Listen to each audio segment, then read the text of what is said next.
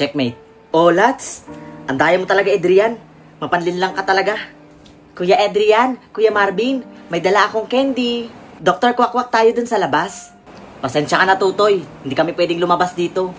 Halika na lang dito, maglaro tayo ng chess. Talunin niyo ako. Tara na kasi. Laro tayo ng Pitik Bulag, Dr. Kwakwak, tsaka Langit Lupa.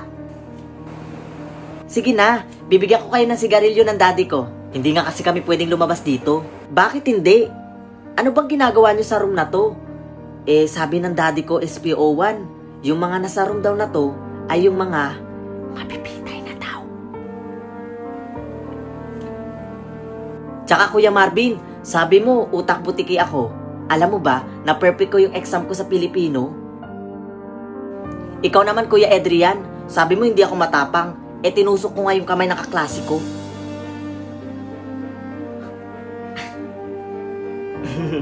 O siya, sige. Pagbibigyan ka namin maglaro. Pero sa isang kondisyon.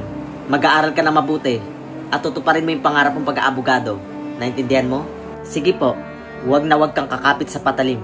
Kahit pa dumating yung oras na nangangailangan ka. Okay? Opo. Teka. Bakit parang umiiyak kayo? Ah, wala. Okay, maglalaro na tayo.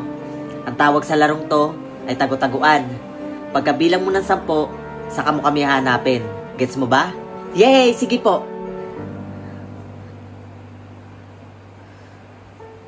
Sige na, punta ka na doon sa labas. Magbilang ka ng 10.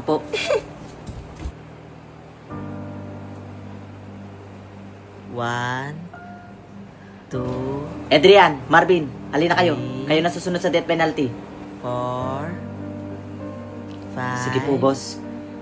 6, 7, 8... Hoy, Marvin, halika na. Tapos ng isang oras nyo. Marvin, ano ba?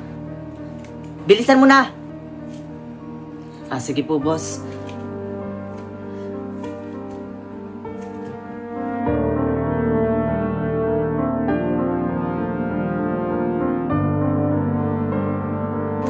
Mamang pulis, nakita niyo po ba si Kuya Marvin tsaka si Kuya Adrian?